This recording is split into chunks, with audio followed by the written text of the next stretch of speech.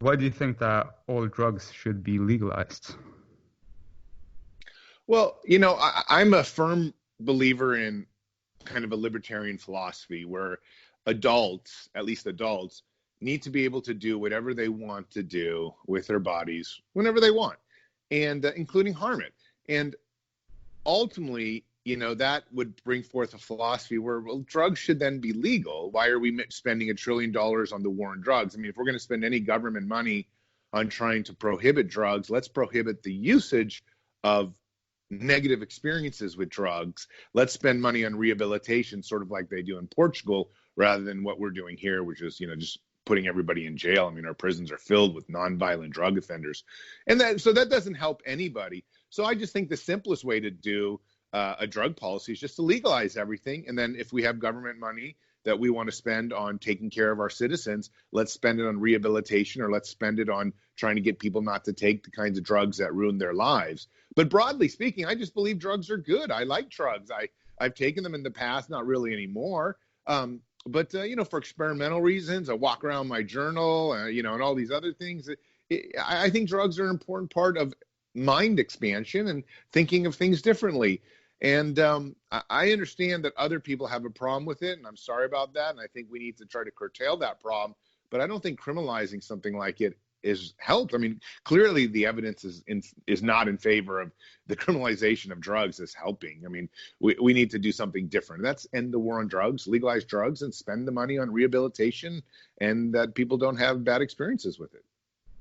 I think that's very important that we start to look at these compounds in a more scientific manner so that we can help people use them for good rather than the current state in which people just use them however they have been told by their friends it may be good for them to get a short-term reward.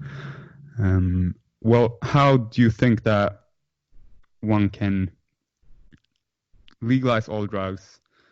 You mentioned rehabilitation, but can you expand on how are you going to ensure that people do not get addicted to hard drugs?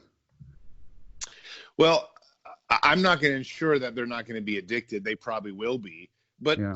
I don't know if the numbers are that dramatically different just because it's free. I think people are going to get addicted to drugs, whether they're, whether they try them or not, whether they're legal or not.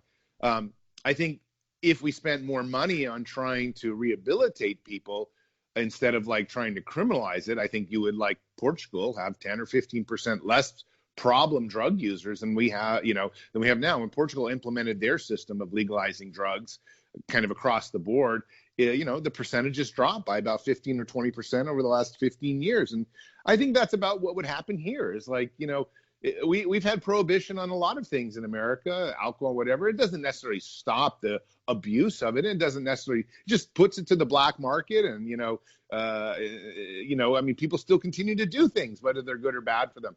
So money is often spent better on trying to fix people and trying to fix their issues rather than trying to penalize people for having those issues in the first place.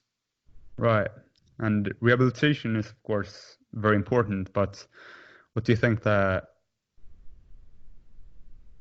you, as a president of the United States, if you become that, can do to prevent people from? Well, I think if you really want to try to prevent people from doing bad things, then you need sort of almost like propaganda campaigns, really to inform them that this is bad. I mean, there's no question that if you have an addictive personality and you do heroin, then, heroin's going to affect your life. And if you're married, you probably might lose your job, and then you might, eventually get divorced, and, your spouse kicks you onto the curb, and you're bad for your children. I mean, I think if you have enough propaganda out there to support that drugs are dangerous, that would help people. And that's maybe where money is better spent. But again, it's not, I just feel as sort of a libertarian minded person, it's not my job to stand in the way of what people want to do to themselves and their bodies. It's my job to allow a government that stands up for the people's rights, including the ability to harm themselves. That doesn't mean that I want people to harm themselves, and it doesn't mean that I wouldn't spend government money on trying to make it so people don't harm themselves. But ultimately, I'm somebody who believes more in the rights of the individual than in curtailing those rights. And so I would rather spend government dollars on, trying to inform people on what's the best path to take. And I don't generally think usage of heroin is the best path to take for anyone to do, unless they're under very controlled circumstances where they may just use it for experimental reasons a little bit. But, I can't see, or, we use it for medicinal purposes. But there's very few instances where, hard drugs like that are probably good for people. Right. Why do you think that there are bans on drugs in the first place, and other radical sciences as well, such as genetic editing? Sure. I think, there's a very strong conservative population of older people, and they tend to be wealthier, and they tend to make a lot of the decisions in governments, and they tend to be afraid of new things that come out. Any kind of new invention that came out over the last 500 years, or before that as well, millenniums, has been often looked at skeptically at first. Sometimes people were burned at the stake when they had good ideas, good scientific ideas.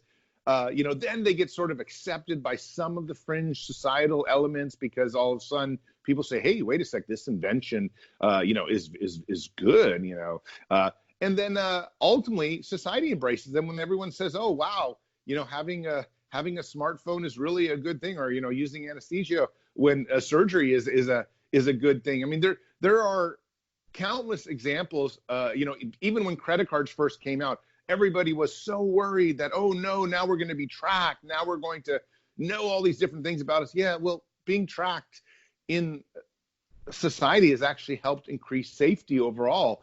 And people are so freaked out about surveillance and privacy without realizing that a lot of these issues that scare them actually make them safer and have better lives. But that's the nature of innovation, is that we've always ostracized the people who come up with brand new inventions at first, especially those transformative ones. And then the older generation starts to accept them when they can make money off them and when they're not so freaked out about them. So I think, the same thing is with drugs. Drugs are very useful from a medicinal point of view and also for mind expansion capabilities. But, there are also downsides. People see homeless people on the street using them all the time. They associate the drug use with being homeless, but it may be something very different, maybe mental disease or something like that. So, there these kind of connections, especially of the older generation, they're the ones who'd like to ban everything and put moratoriums on everything first. I don't think it's a good thing. I mean, as president, I wouldn't allow that. I would say, look, we welcome innovation. We welcome brand new ideas. I mean, we'll use some caution when looking at it, but, I want an open and free society, and we want as many innovations as possible. Right. I think I read on your website that citizens treating their body well influences the U.S. positively overall, even from an economic standpoint, and people being healthy is good for the economy. If you let people use drugs and take risks,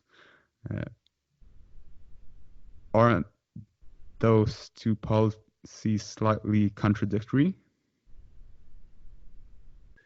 Yes, but I mean, again, I have to let people take risks because I think, that's the nature. A good leader is not going to try to, jail his citizens and say, you can't do anything fun with your life, can't do anything exciting, can't do anything experimental. I mean, if people are grown-ups, if they're an adult and they want to do something, they should be able to do it. And if it causes overwhelming harm to society, I would probably put a stop to it.